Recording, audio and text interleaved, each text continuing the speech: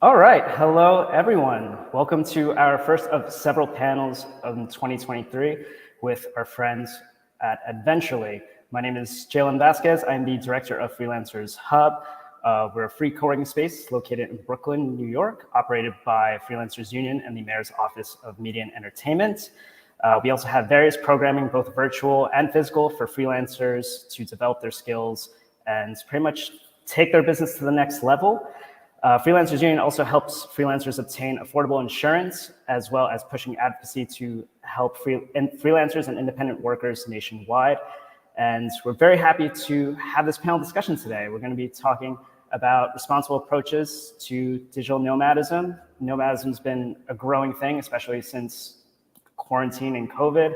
People have been leaving their jobs, working remotely, traveling the world, exploring different cities. So we're very happy to have this conversation going. And today we have wonderful guests, various guest speakers located in Mexico City. But before we bring on and introduce our panelists, I would like to introduce pretty much the brains of this whole panel series, the CEO and founder of Adventurely, Mita. Thank you, Jalen. Hi, everyone. Thank you for tuning in. My name is Mita. I'm the CEO and founder of Adventurely. We are a travel club for digital nomads and remote workers.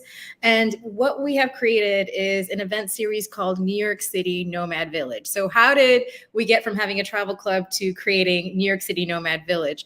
Well, last year, there was a tech conference called New York City Tech Week that was having an open call for experiential events. And I thought, wow, what if we opened up a nomad village in New York City? And now nomad villages traditionally are used to attract nomads to come to a particular destination. But what I've been thinking about for a while is that there's roughly about 35 million digital nomads around the world. And majority of digital nomads are actually coming from the United States.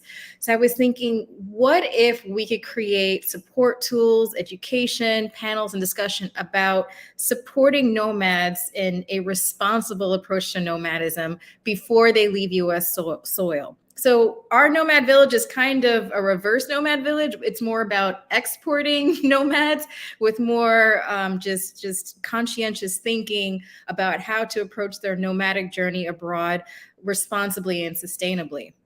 So what does responsible nomadism look to us at Adventurely? Well, my belief is that this is going to be a work in progress that's going to be developed over the course of this year and however long that this event series goes on for.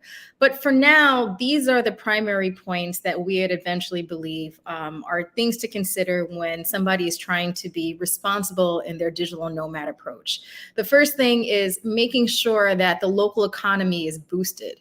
Intentional shopping decisions for locally owned businesses and tour restaurant providers. A big problem that's been happening in digital nomadism is because there's a lot of outside investors and companies that are, taking a stake into some of these nomadic destinations, the local economy is missing out on some of those important tourism dollars. If the biggest benefit, or one of the biggest benefits of digital nomadism for locals, is to get those economic boosts and those dollars, let's make sure that those dollars actually reach. And so that can look like, when you're trying to find a local shop, asking them if this is locally owned. If you're trying to book a tour, try to find the information to see if it's a locally owned tour. And I think those things can help approach your nomadic journey more responsibly. Other things that we consider at Eventually are preservation and respect for local heritage, language, and environment. And language is such an important thing.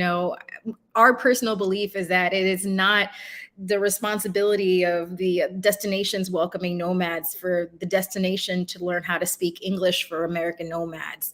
At the very least, there's plenty of language apps and language schools where you can learn a little bit of some basic greetings and hellos, or at the very least, learn how to say apologies, I don't know how to speak the language I'm learning, before initiating conversations with locals in foreign destinations where the primary language is not English.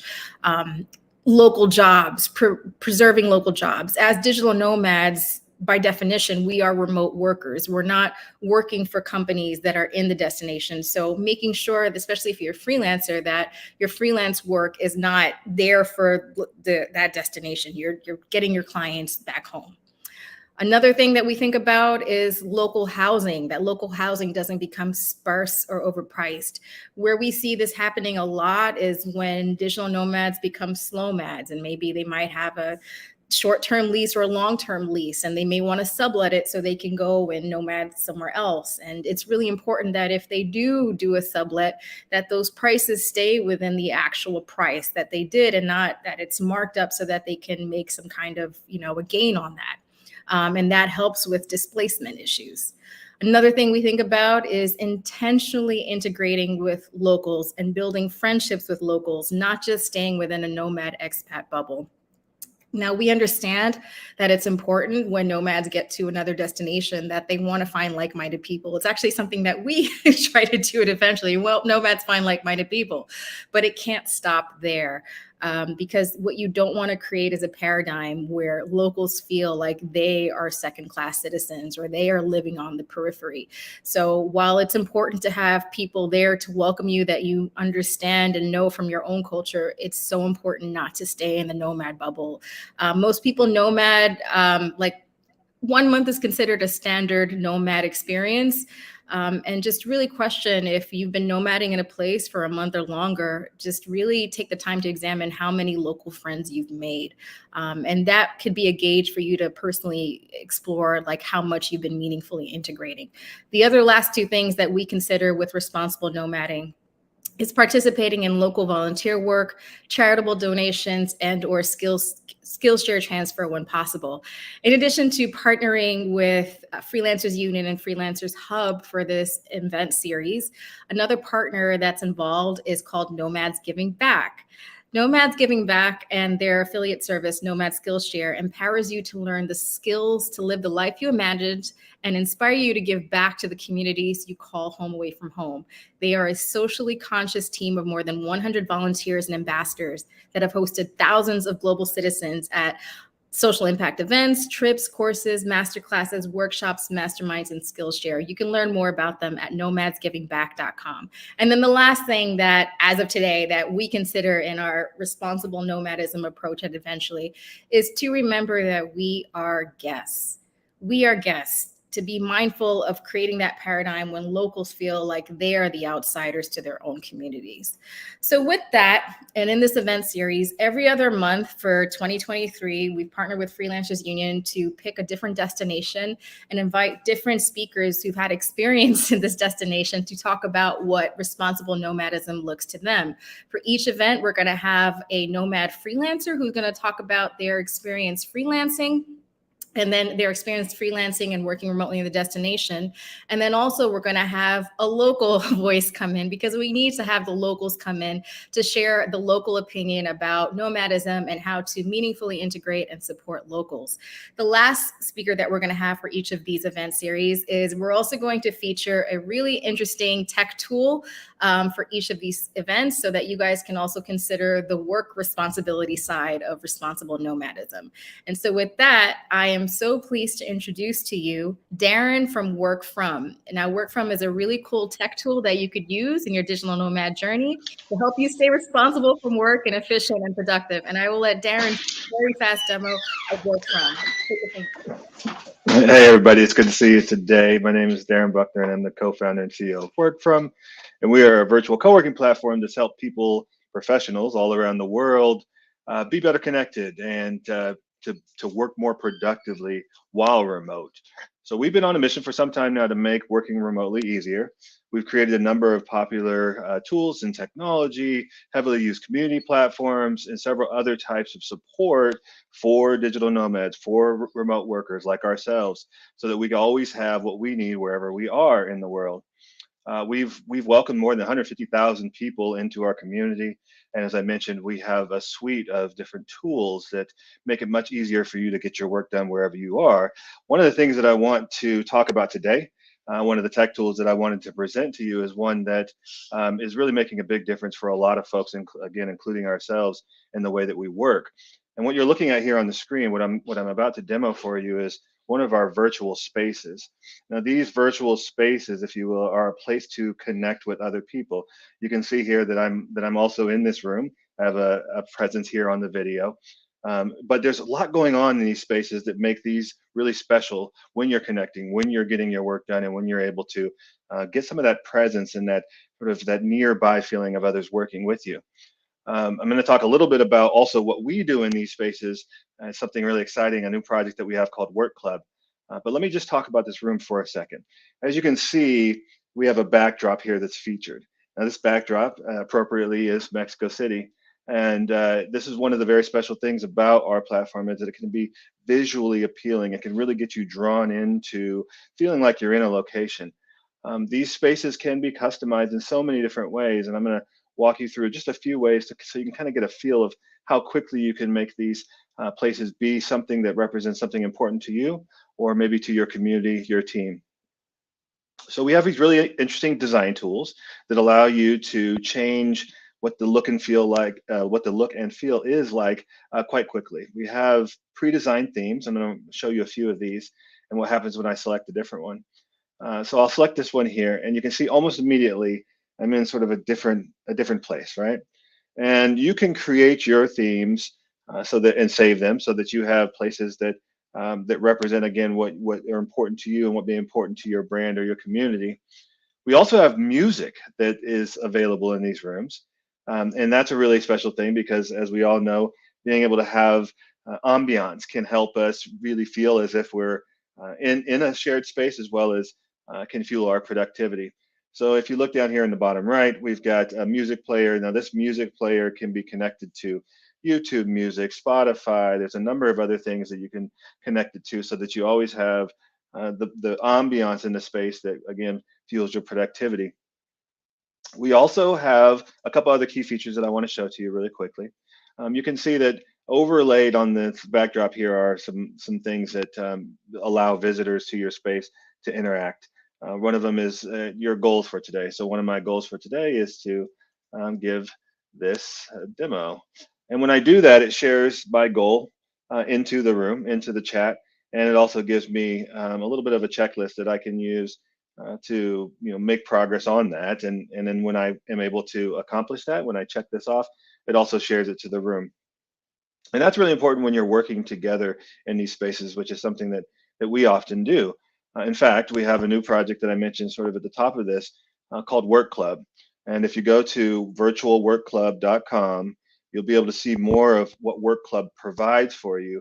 But in essence, it gives you the ability to work around others no matter where you are, whether you're in the comfort of an Airbnb, a local home, your home, an airport, coffee shop, it doesn't matter. You always have the ability to connect with others and get work done side by side. Now, we at Work Club provide scheduled times where we go into what we call these deep work focus sessions. And a focus session has a guide. I'm one of the guides. There are other guides. The guide will greet you when you come into the room. They'll help you set your intention for the period.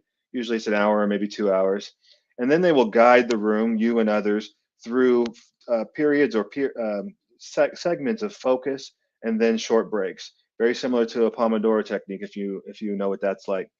It really helps to boost your productivity. A lot of people get 2 or 3 times more done in the hour than they would have otherwise. And it's, again, a great way to stay connected wherever you are, to a community, to your own productivity, and to your own headspace. As you know, when you're traveling, when you don't have people necessarily next to you to help fuel that productivity, it's really important to be able to do something else to give you that. The last thing I'll show you is just sort of what a focus session, when you run a focus session, sort of what that looks like to be a host, and then you can imagine what it looks like to be a visitor or a participant. You can start a focus session by using this feature down here. There's a button that allows you to click and then choose what sort of what the focus session is going to look like. I'll choose one quickly here, which is just a power hour, 25-minute of focus, 5 minutes for a break, 25 minutes of focus, 5 minutes for a break. Hit start, and you'll see that there's a timer that shows up here. Now, everybody in the room will be able to see this timer, and this is something that, again, the host will use to guide the room through these different periods. You hit start, everybody's able to hear a sound. Again, music is probably playing in the background at this point, and it's time to get into deep focus. The room will also change state once it gets to a break time. Everybody gets to take a little bit of time to recharge, and then we get back into the focus session. So hopefully this was a useful demo of some new technology that you can use wherever you are. These rooms are available to you. You can get these rooms if you want. You can go to workfrom.com to set up your own room just like this. And a lot of the features that you see here are available to you. And then if you want to join some of our sessions, you go to virtualworkclub.com, and that is where you will find the community and the schedule for these sessions. And I've got a little bit of a treat for you today. If you enter in the code FRIENDS20, you'll go ahead and get a 20% discount off of joining a premium membership, which gives you unlimited access to all of our sessions. And I hope to see you there. As I said, I'm a guide, so choose one of my sessions, and I'd love to help you stay focused, no matter if you're in Mexico City, Kuala Lumpur, or somewhere maybe in the United States. Would love to help you. Thank you, Darren. Appreciate you sharing that with us. So next, we're going to have our first primary speakers that we have, which is going to be the Nomad speaker. Patty Casteneda, she is a senior UI UX designer who has a successful freelance business and has worked successfully as a digital nomad in Mexico City. And Jalen from Freelancers Union is going to talk to her about her journey becoming a freelancer and then taking her freelance work on the road as a digital nomad. So I'll let you guys take it from here. Thank you, Mita. How are you, Patty? How's it going today? I'm good. How are you? Pretty good, not too bad. It's a beautiful day in New York. It doesn't feel like the winter, which is very concerning, but all else pretty good. Yeah, I'm actually in New York right now. Oh. Yeah, I'm like down the road, but yeah, usually I'm in Mexico City. Nice, not too bad. All right, so I guess we'll kick things off. So something that I always find really interesting is just how people become a freelancer. There's so many different stories, so many different journeys. What's your story? Yeah, so in 2016, I was working with a company called Kissmetrics, and they did a round of layoffs, and I was one of them. So I initially was just like, okay, cool. What's my next step? And I knew that I wanted to do try this thing called like digital nomading. One of Ooh, oh, we're getting her back, people. work and like. There we go. Sorry. No, we just lost you for a brief second. Oh, okay, cool. Yeah, so essentially one of my coworkers was working online and traveling, and he was a big inspiration. So when I got laid off, I went to Peru immediately, and then like just had a little vacation. When I went back to San Francisco for a bit, I set up my portfolio, really started trying to get freelance work. And as soon as I was able to like land a decent contract, I went international, and that was almost about 7 years ago. Wow. Yeah, so I traveled the world. I did 6 continents over the course of 2 years, and then I got tired. And I ended up kind of like, I'm going to Mexico. I'm going to check it out. I'm going to, settle a bit. I'm half Mexican, my mom side, so I'm very used to like the food and the culture, but I want to get in touch with my roots. So that's how I ended up in Mexico City. So I've been in Mexico City in Mexico about like 5 years now, a little shy of. Oh, not too bad. Not too bad. Pretty decent world traveler. Is there a favorite city you've been in so far, or a place that's on your destination, on your bucket list that you haven't gone to yet that you'd like to work? Anywhere. I think, probably like Argentina or Brazil. I haven't gone that south, but I've been like wanting to go. Very cool. I've not been to either of those countries, but I'm hoping soon. I'm hoping after these whole sessions, it inspires me to do my own nomad journey, but that's in due time. We will see. Yeah. Let me know if you're coming to Mexico City. We'll do. What has been, for you, what has been the biggest challenge, I guess, transitioning to a digital nomad? Because it can be a lot. It's a lot of planning. For some people, it's just scary just to kind of go all in to another country, live for either weeks, months on ends with not knowing what could happen, especially if it's a new country. Like, what have you faced? Yeah, I think the first day, like leaving, I really thought I was like a crazy person. I'm like, am I actually doing this? Like solo female traveler. I don't know anyone there, etc. And these online communities were actually very useful, just like reaching out like, hey, I'm new to the city, using Facebook, finding people there, and it kind of just like, like the yarn keeps unraveling the more you kind of like dig into it. So it's pretty great.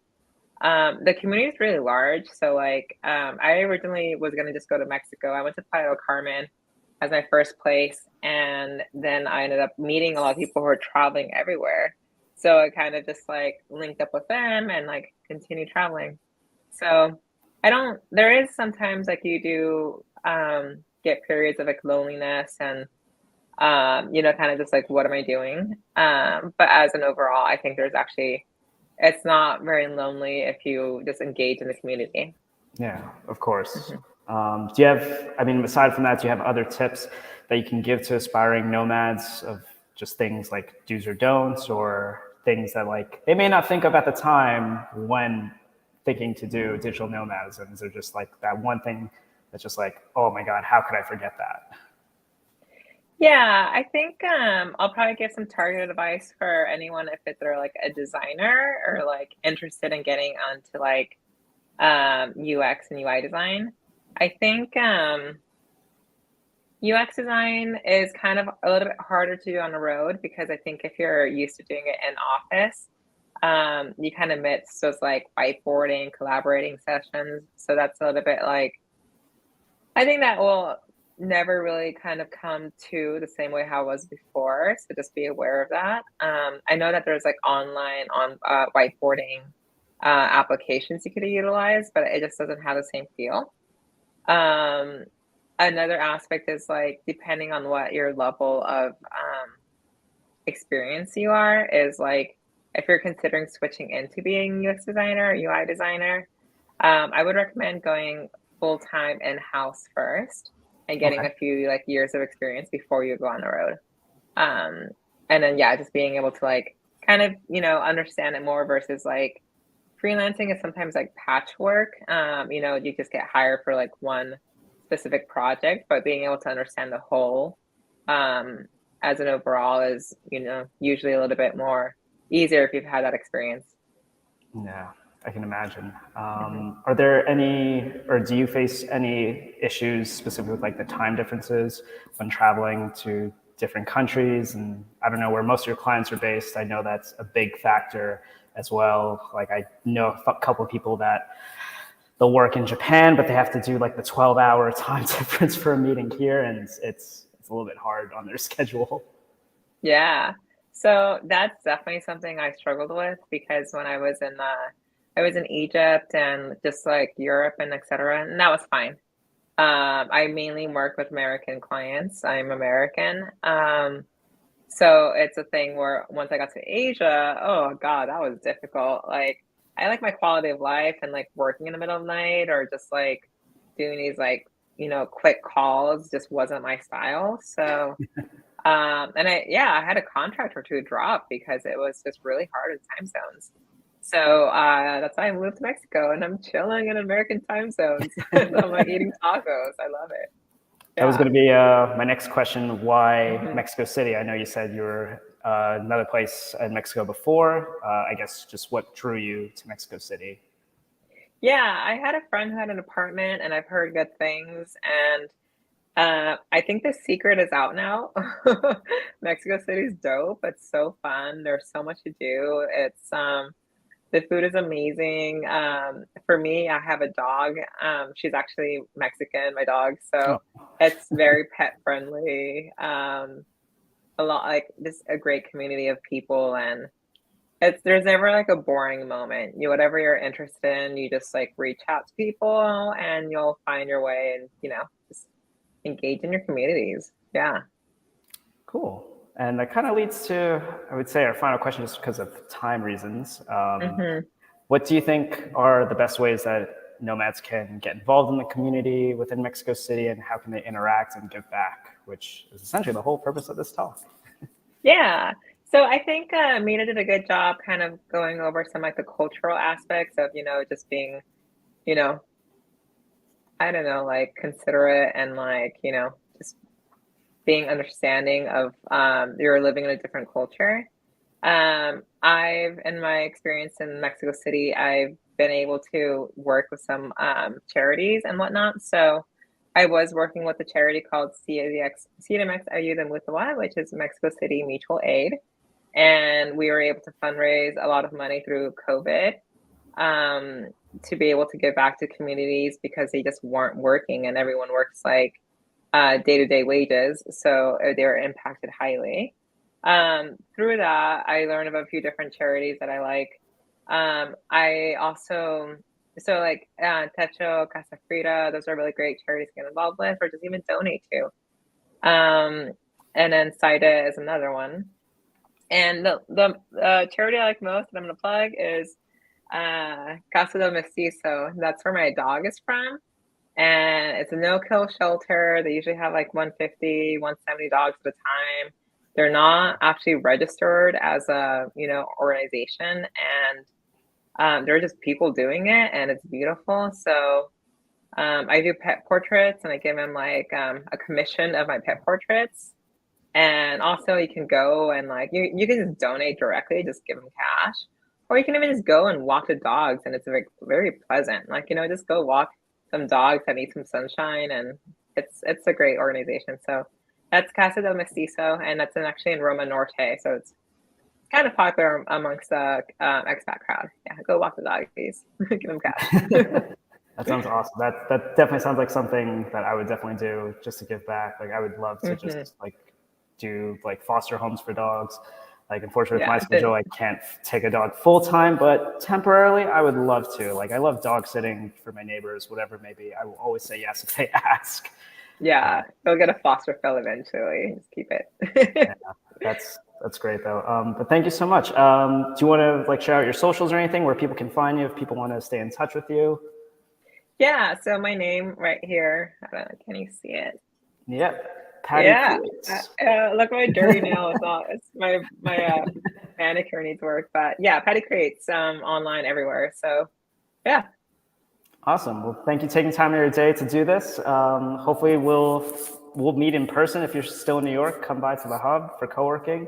And if I am in Mexico City, I will definitely let you know. Sweet. I'll hit you up. Cool. Thank you so much, Bye, Patty. everyone. Awesome. All right. So moving on to our next panelist for today. This is the local business. So we'd like to welcome a duo. We have Lorena Savi and Jose Moreno. They are the co-founders of Terracotta Coliving. Terracotta is a locally owned co-living brand in Mexico City. It was designed for people who share a passion for traveling and exploring. Service, design, and simplicity are their core to provide guests with an extraordinary experience of local life in Mexico City. And I'm going to bring back Mita to interview them. So, hey guys. Thank you. Thank you, Patty and Jalen, for sharing that information. I'm so happy to have Lorena and Jose. It is so important. And I actually think it's essential to have a conversation about responsible nomading to include the local voice, and especially a business such as Terracotta Co-Living in Mexico City, which is also giving services for nomads. So Lorena, Jose, why don't you introduce yourselves and just tell me a little bit about your background and what inspired you guys to create this co-living space in Mexico City? Yeah, sure. Hey guys, how are you? I'm Jose. I am Lorena. And we are married, and we love traveling. We usually do one international trip every once a year.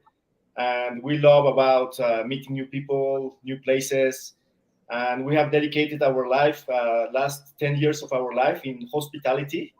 And we know about traveling and nomads. And that's why we created a nice concept, better co-living, a better concept of staying here in Mexico City. And we are focused on providing these nice experiences to travelers. Nice. And most people do know what co-living is, but how would you sort of explain the concept of co-living for other people who maybe aren't that familiar with it? I would say like a co-living is a place where you can share experiences and life, no? Like mostly, okay, you live there, you have all the services like a house, but also you have a space like where you can share and talk with the people, different countries, different places, everything about many topics, and that makes like very rich, like the experience of being there, no, in a co-living. Nice. And how long ago did you guys open up the co-living space? This co-living we have just opened it since June last year. Nice, nice. And what I found so interesting about your co-living space was the neighborhood that you guys have it in, because for those folks who are tuned in and might have a little bit of understanding of what the nomad scene looks like in Mexico City, I mean, Roma, Norte, and Condesa is filled with expats and nomads. And so you guys are in a different neighborhood, a neighborhood that I actually, like, I nomad a lot in Mexico City. I don't think I've spent time in your neighborhood a lot. So can you tell us about the neighborhood you're in and what that is like there? Okay, we are located in the south of the city. The neighborhood is called San Angel. And okay, there, the important part, it was like the countryside of the city. Like a long time ago, no, not that long, like when my mom was young, she told me like, no, going to San Angel was like going extra far. It's like 20, 30 minutes from Condesa right now.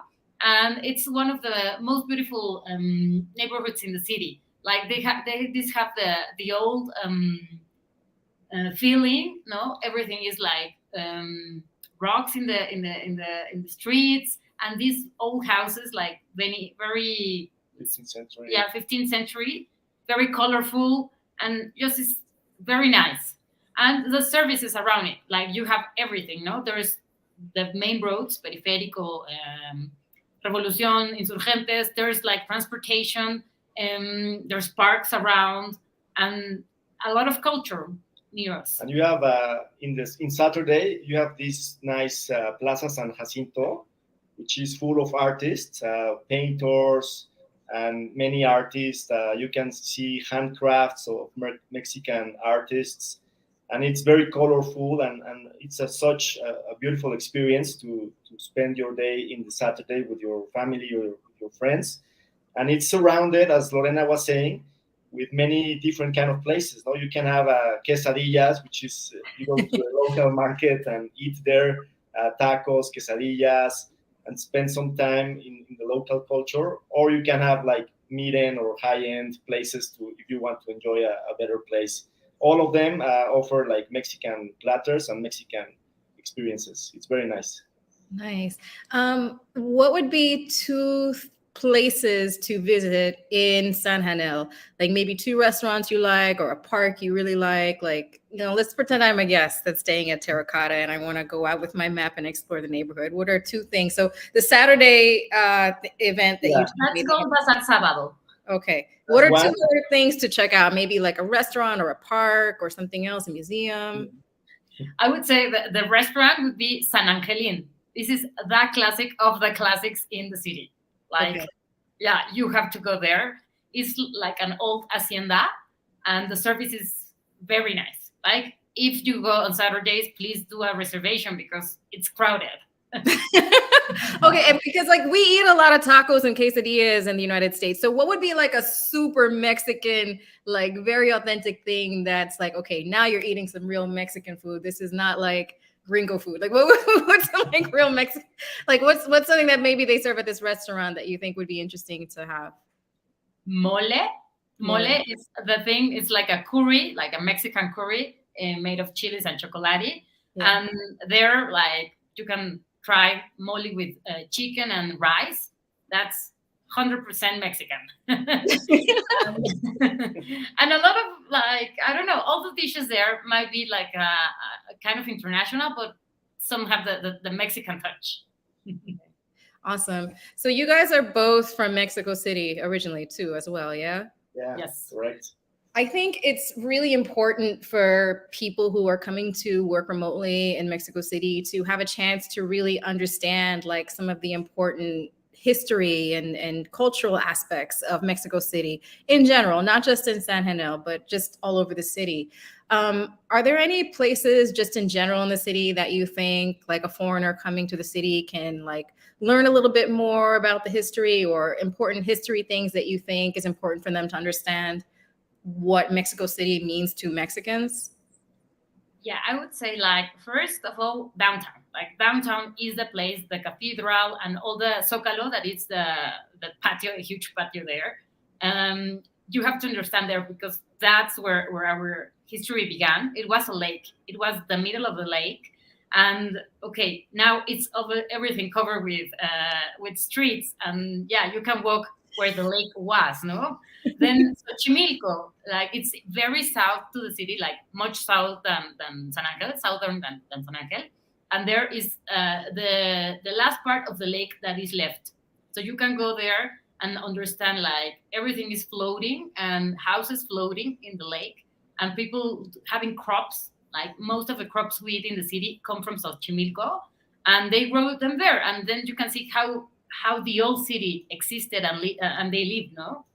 And this is actually something maybe you can clarify for me. So for those of you guys who aren't familiar with Xochimilco, it's this like water pathway river town sort of. Actually, it's the lake. Like, it's a lake. That lake. It's the part of the lake that is left. And the indigenous people used to create like floating areas where they can grow crops. They have their houses and they can transport. Like, they have channels, no? It's called the channels of Xochimilco. So they can move from one place to another. And Xochimilco was connected with downtown, like all the way down. And you can just like be boating from one place to the other. And okay, after like long time, it was like getting dry. And this is what is left. So now it's a very small part, but it also has channels. And there's the houses, like the crops, like you can see there. And there, it's very beautiful. Like, that's an experience you have to live here. And so in Centro Histórico, where like the Zócalo is, that used to look like Xochimilco also, with like the water? It was full of water, and there was the pyramids and the water just next to them, no? So people were like just parking their boats and just doing whatever they had to do there, going to the market. It was a huge market also. And actually these markets were, the tianguis are a kind of market, like they move every day from neighborhood to neighborhood. And nowadays they exist. So for example, if you like the tianguis of Coyoacán, maybe the other day would be in Condesa or Roma Norte, and it's the same tianguis I go to buy my fruits and vegetables. Awesome. Aside from Xochimilco, when heading to the Centro, what are like 2 or 3 other places that you think are important for foreigners to come and visit in Mexico City, not just in San Janel? Like, are there any other places that you think are like, okay, this is an important landmark, or this has meaning to us Mexicans? Well, Like, what are the places that are important? Well, we have Teotihuacan, which is one of the most important archaeological sites in our country. You can either go with your friends driving by car, or there are like short one-day tours that they can take you. I strongly recommend that once you go there, you get a local guide, because it's much better the experience. He can tell you the culture, how life was there, how the pyramids were painted before, how they lived there, and all the cultures that pass through this archaeological site. And it's like a huge experience. No, if you go by yourself, you don't understand anything. You only see rocks. But if you take a local guide, that's like 100% recommended from our side, and you get like a very good experience, knowledge of our culture, and they are impressive. No, and you can imagine in the past how these guys, our ancestors, lived there, and where do we come from, and all these things, and it's very nice. That's like super recommended. Yeah, definitely. The other side would be Coyoacán. Coyoacán is also in the south of the city, and you have to live there. Like, go there and visit the thing and live the experience. No, like, I cannot tell you. It's just people walking in the streets, and the area. It's beautiful, the architecture, but yeah, you have to go to Coyoacán. That's where Frida's house is, the blue house is. Exactly. You have to book in advance because it's very crowded and very popular, but it's worth it. It's very nice. So in a nutshell, Mexico City, you can find everything. Like you go to Polanco, you can have high-end things. You go, of course, Roma and Condesa. It's very well known for restaurants and a very nice area of neighborhood and living. But you have San Angel, you have Coyoacán, you have plenty of places that we really strongly recommend that you really visit the whole city, and you can get a huge experience and know many places. No? And I think the important thing would be like, it depends on your budget, whatever you want to do and how you want to live it. So that's also a thing important, that here you can find everything. I think Mexico City is one of the most exciting cities in the world, personally. I love the culture, the food, the things to do. But I do think that things have been happening very fast with the amount of nomads and expats that are coming. And, there's on the one hand, all this economic opportunity, but then it's like, well, there's potentially issues with gentrification and, just making sure that the nomads can integrate more thoughtfully. So I'd be really curious to hear, in your opinion, if you have ideas or suggestions for foreigners that want to come and work remotely in Mexico City, just ways that they can approach that better, or things they can support to just have that a more thoughtful experience. Yeah, if you can speak to that. Yeah, I would say, like, number one, try to learn at least the basics in Spanish. Like, that's very important because not most of the people speak English. So yeah, if you are in the street, like in normal living, no one would speak English. So you need a bit of Spanish. Then maybe also to get along with Mexican people. Like, find the places where you can have a friend or a party or someone where you can find really Mexican people that are doing something here. Yeah. Then maybe also read more or go to these places to understand like the culture, like what is happening in the city and why we are like how we are, no? Like very happy people and everything. But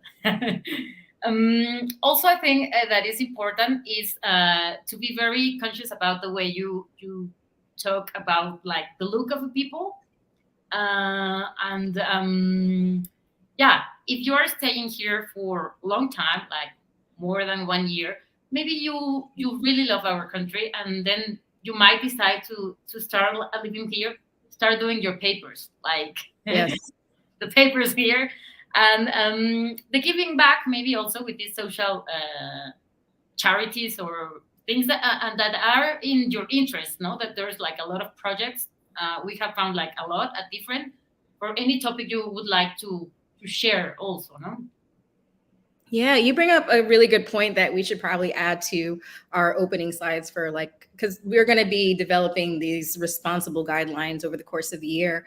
It's so important to be in compliance of the visa laws that are there. I happen to have a residency in Mexico City because I spend a lot of time there. It was more than just a one-off trip. And so I would really encourage any freelancers folks that are watching this, if you go there and you realize, okay, Mexico City is for me, to really go through the process of getting your temporary residency, and paying your taxes and being in compliance while you're there. And so I think to just sort of close things out, can you just tell us a little bit more about the actual co-living spaces? How many rooms or apartments do you guys have? And how can people find out how they can potentially book with you guys if they want to come and work remotely? And also, how good is the Wi-Fi? Because the Wi-Fi is so important. Yeah, sure. We have two spaces. One is located in Coyoacán, which is one of the most beautiful areas in the south, and the other one it's located in San Angel. That's the one that we are talking about. And we offer from single rooms, like single small rooms. All of the rooms have private bathroom, of course. We take care a lot about the experience of our guests. And so from there until a penthouse, no? So we have a super nice penthouse in San Angel, including a private terrace for our guests, or they can have their own room. So the good thing about our well, many good things, but one of the good things is that there's not a lot of people. So for example, in each floor, we only have 3 rooms. So 3 guys or 3 groups of people, they can share a kitchen, a living room, and probably a small terrace. So it's no more than that. And it's very nice. On the top of the property, we have 3 floors. There's a public terrace, which like nomads love it because they can work there, they can do a grill there, they can do small events with their friends, invite also their Mexican friends and share some time there. It's beautiful. And if there's a good sun and good weather in the day, it's much, much, much better. So, of course, we offer for our digital nomads high-speed internet. It's in Mexico, we have options of very fast internet. So we have it, of course, for our guests. All of them, they can be connected using video, whatever. It's very, very high speed, and they can do work at the same time, and they're very, very comfortable. So and we care a lot about the places, the locations. No? We selected these 2 properties very carefully, so they could be very connected to a very nice local life, so they can experience. They can just go walking outside and have a lunch, have a beer, have a coffee, have a life, and it's very, very, very nice. Awesome. Thank you so much, both of you, for taking the time out of your busy day to share your perspective on Mexico City and tell us a lot about your co-living. For any of you guys that are watching this, if you're interested in nomading in Mexico City and you're looking for housing options, definitely check out what Lorena and Jose have built with Terracotta. You can learn more at terracottamx.com. Thank you so much, guys. Okay, so we're going to close things out. Want to bring up Jalen again from Freelancers Union. So just to sort of close things out on my end, again, I am the founder and CEO of Adventurely. Adventurely is a travel club for digital nomads and remote workers. We actually have some experiences in Mexico that are launching in March. There's still a little bit of time this week to sign up. You can learn more about us at adventurely.app. The next New York City Nomad Village event is going to be focused on responsible approaches to nomading in Barbados. And that's going to be in April, date coming soon. That's it for me. Jalen, you have anything else you want to share? Yeah, just thank you for setting this up. It's a great event. We can't wait to see the next countries that we will be visiting. But yeah, it's a great discussion. It's a very important thing, especially the way technology is moving. It's moving very fast, and it's a little bit scary in my personal opinion of how fast things are going, but at least we can take appreciation to the places that we're visiting, help give back to whatever way we can. Thank you to all the panelists taking time out of their day to speak. You can definitely keep in touch with them. All their info is in the description down below on YouTube. I think we'll have to add a few more as well, but everyone is there, so definitely stay in touch. And Mita and I will see you in April. Bye, Take guys. care, everybody. Thank you.